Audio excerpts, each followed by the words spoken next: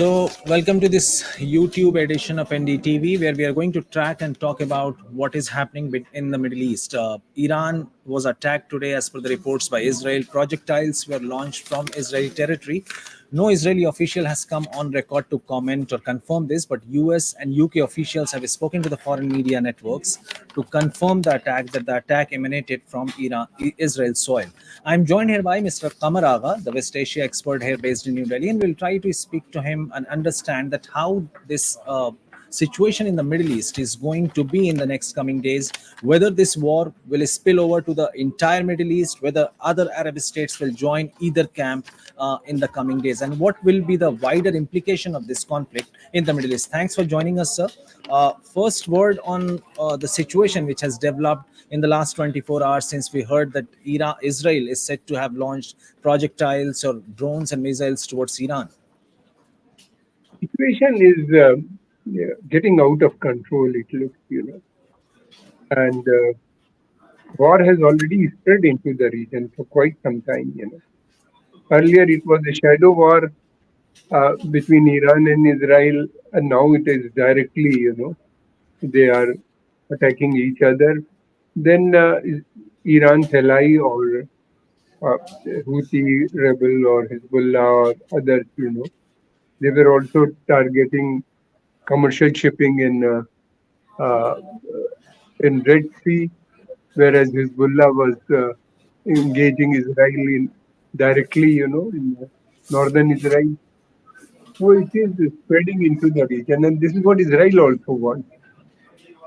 An Iranian strategy, it looks, is they are fed up with sanctions and this ongoing conflict between the two. They also want to settle this problem once forever, and it's now let's wait how Iran responds. Because they are in communication with Americans, through either through Switzerland or through Oman. They have been communicating. But the Iranian foreign minister, in an interview with the CNN, has said last evening that they will retaliate. This is what he said, that if Israel attacks again, then they will retaliate. So let's wait and see. Iranian semi-official news agency have reported that incidents have taken place, but no damage was done. How do you see this, sir, that both the countries, whether Iran or Israel, before launching attacks, they also keep US and UK or the other superpowers in the loop? Because yesterday, David Cameron was the first one to confirm that Israel will retaliate, while certain foreign media channels and networks were reporting that perhaps US is having that leverage or that kind of discussion with Iran that if we allow you to go into Rafah, you will not get into Iran. So how do you see that? Iran will not listen to these, terms and conditions because of number of reasons. The Iranian leadership now wants, that this problem, as I mentioned earlier, should come to an end. Sanctions should be lifted, and they also believe that's the only way. And secondly, their strategy is to challenge the Israeli military superiority, which they have done it. So it's Iran is now emerged as a powerful force in this region, and it is asserting its power also, and it has an ally. These militant groups spread all over the region. So together, they are the policy is to challenge Israel. Let's see, no matter what may happen. That is the thing, And as far as the Rafah is concerned or other, they are two separate issues. They don't want to link with it. Okay. And As far as one thing, I just want to add, as far as Americans are concerned, they're totally aligned themselves with Israel. Israel is their old ally and the most strategic partner in this region. And secondly, Americans want Israeli military superiority to be maintained at all. Okay, and so some of the critics of Iran or Israel, the ones who are watching this, experts like you, also say that perhaps this Iranian attack earlier was just to cater to the domestic audience, because nobody attacks by informing the adversaries in prior that we are going to attack, as well as that it took around 8 or 9 hours for those drones or projectiles to reach Israeli soil, but then it didn't do any sort of damage. The same thing happened yesterday when Israel attacked Iran. Perhaps there is no casualty or damage. So, is it something like a shadow boxing? Do you see it like a shadow boxing just to cater to the local audience, to their domestic audience?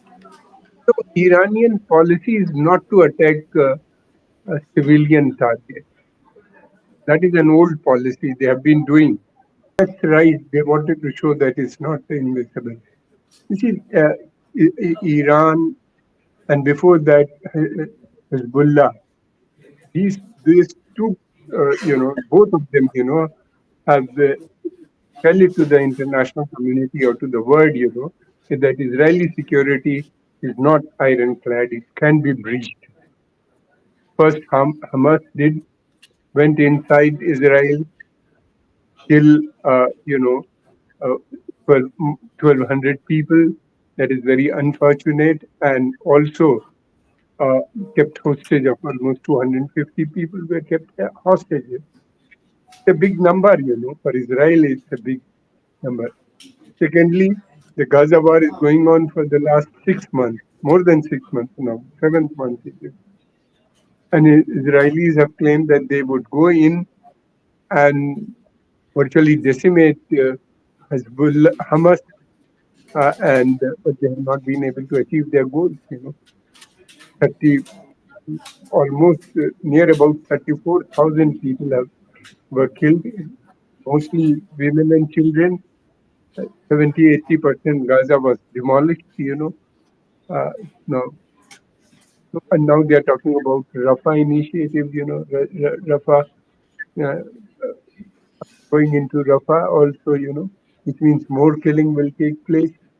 So that is the situation now. Israel, uh, then now Iran, on a couple of days back, attacked Israel with 300 missiles and drones, which entered into Israeli territory. That's a big thing. And they have also shown, not much damage has taken place, but they have targeted the military installation number of places. American had to rescue Israel. American were using, their uh, different missile systems to shoot down the projectiles. So this is what they have already communicated that and shown their strength. That Israel is not invincible as you mentioned earlier. And how does that place Iran in the Middle East? Like normalization between Iran and Saudi Arabia happened, but then reports came that how perhaps US allies Jordan and Saudi Arabia also intercepted those drones, but Saudis of the Saudi family aligned media houses came out rejecting those claims that no, we were not part of that alliance which intercepted those projectiles. So, somewhat trying to hint that they are away from this conflict, to distance themselves from the conflict. So, how do you see that developing? Whether Iran has achieved that kind of a stature in the Middle East that they are the ones who have gone so aggressive against after Israel? They're the only ones who can challenge Israel in the Middle East, as most of the nations in the Middle East are trying for normalization.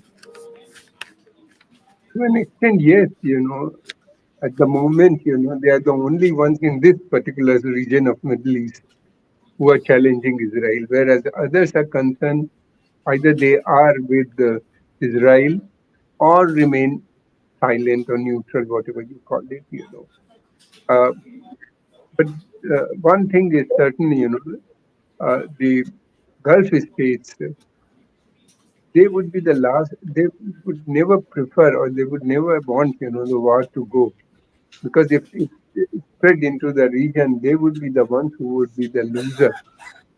So they don't want, because Iran has already said that in case if it is attacked by Israel or America, they will also disrupt oil supply. So that is a major worry for the Saudi Arabia or Qatar, Bahrain, for all these countries.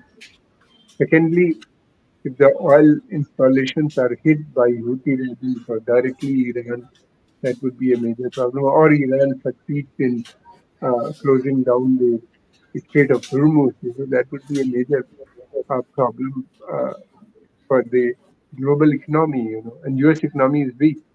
Inflation is rising once again. They have not. The main concern at the moment is to contain inflation.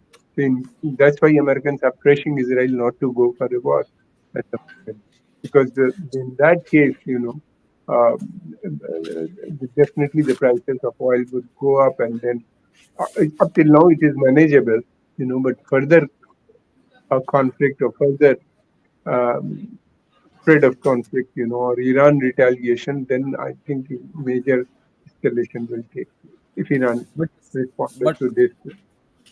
But as you mentioned, that none of the Arab states would want or would like this war to continue or stretch. But despite their unwillingness or despite they not liking it, and despite US pressurizing Israel, the war is not. It doesn't seem that the war is going to get over anytime soon. With Iran now into that entire conflict, entering into that entire conflict, what do you see the reason that why US has not been able to pressurize Israel to stop or halt this war? No, Israel won't listen to them. Israel game plan is, to somehow engage United States, because they know that if the war is spread, US will have no option. US, Germany, or France, Britain, they have no option but to rescue Israel, but to come to their help, so they would not listen to Americans, or they have their interest first, Israel first, for them.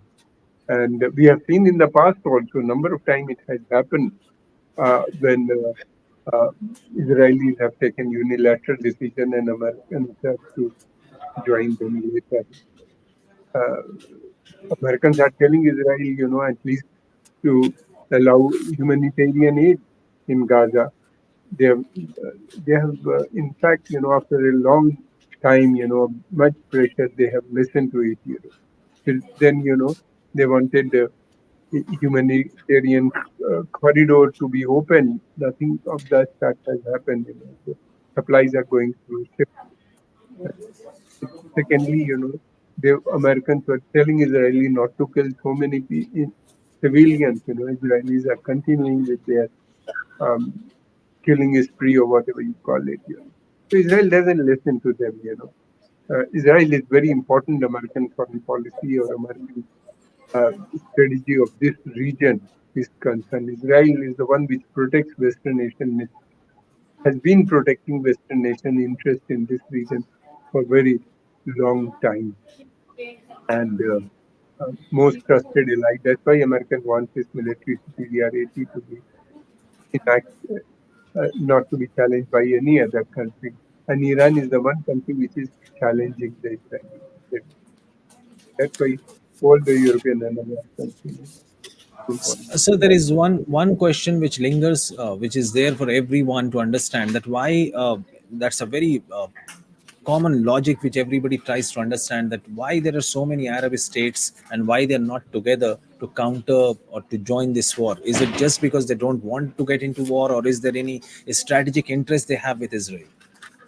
No, the Arab states, particularly of the Persian Gulf region, they are totally dependent on US for security. But they have a very weak army. Their main, it's a long old treaty between the two, these Gulf states and America, oil for security arrangement they are having. Under this arrangement, uh, the Gulf states used to have been providing cheap oil to Americans, and in return, Americans are providing security to these states. And we have seen when Kuwait was attacked by Saddam Hussein, immediately American troops entered into Saudi Arabia, and then they forced Iraqi to withdraw from that area. So it is because of them, because they have. Secondly, they are dependent on many things, on America. They, the oil traded in dollar also. Their surplus money is invested in America. Their sovereign wealth is basically lies in America. So of all these countries. So how they cannot, intervene in this war? They will intervene only on behalf of America. And American troops are there in Saudi Arabia, Kuwait, Qatar and Bahrain. Qatar, the Central Command's air headquarters is in Qatar, and ground forces headquarters in Bahrain. So how you don't expect them to be a part of it or support Iran? But at the moment, the policy they don't want, war to be enlarged or spread into the region. Number one, they want peace with Iran. They have at least with the Saudi Arabia, starting with Saudi Arabia, Qatar and Kuwait is already having some sort of data with Iran. So therefore, they don't want to disturb that at all. Like this war means, a major problem for them, major problem, especially to the Saudi Arabia, because Saudi's plan is to Vision 2030, would be sidelined or would be, I mean, at the moment their focus is on development and of the Saudi Arabia. They have a very big agenda. And do you see do you see that all this development will ever sort of hamper or the prospect of normalization between Saudi and Israel? Does this war has anything to do with Saudi's normalization with Israel? No. No, it's very difficult for Saudi. Saudis are also leader of the Islamic Ummah, the so-called, And secondly, uh, Arabs have surrendered, but the problem is non-Arab states who are more in number, they will not be happy. And thirdly, the Gaza conflict has invoked nationalism in the Arab world. That is another problem. We don't know how deep it is, because there is no democracy, so you cannot judge. But mm, but people are very angry with their regimes. That is why the pro-American regimes are unable to promote American interests or American um, policies at the moment. They are reluctant at the moment. But after all, uh, there is a big gap between the people and the rulers, whether it is Saudi Arabia or any other state. Secondly, particularly, this problem is coming in Egypt and Jordan more, where people are protesting. Large number, millions of people are protesting on a daily basis, especially in Jordan. And Jordan is openly supporting Israel. Egypt is also supporting Israel. So the problem in these two countries are more serious. Last question, sir. Both the countries have taken shots at each other. First, Iran attacked Israel with drones and all. Now, Israel is also reported to have attacked yesterday. Do you see this now getting into other round as well? Both the countries getting into another round of war or attacking each other, or this is just the last showdown between the two? It's very difficult to say, but the Iranian foreign minister has said Iran would retaliate, and we have seen in the past, uh, Iran took decision and retaliated. Whether it was in the case of Qasim Soleimani, they attacked the American base in Iraq, or when their embassy was hit by the Israelis, they attacked uh, Israel. Now they directly, Iran is being targeted first time by Israel. So let's wait and see how they respond. So the past record shows that they retaliate. Okay. Thank you, sir. Hope that But peace is. India problem is if the war is spread into the region, then the problem will come for India because we have 75 lakhs more than that people are working in this region who sends about 35 to 40 billion dollar annually as remittances. Then about 60-70% oil supplies comes from this region. We have a bilateral trade of about $150 billion, which is increasing. Investments are also coming from these countries, oil-rich Persian Gulf states to India. So, so India must be very concerned. That's why India keeps talking about restraint. It does not want to have this war and with and Israel. and as a country which shares good relations with both Iran and Israel, do you think India is in a position to sort of mediate or be the peacemaker in some sort of the other? India has good relation with both, but Indians normally don't mediate. May provide some ground for mediation, but directly I don't think will mediate. But the mediation is going on through America. Iranians are negotiating. Iranians will not negotiate with Israel, but they are talking to the Americans through Oman and the Swiss officials, are also talking to. Okay. Thank you, sir. Thanks for speaking to us and hope that peace is restored in the Middle East as soon as possible. Thanks for speaking to us and sharing your insights with us on this program. Thank you. Thank you.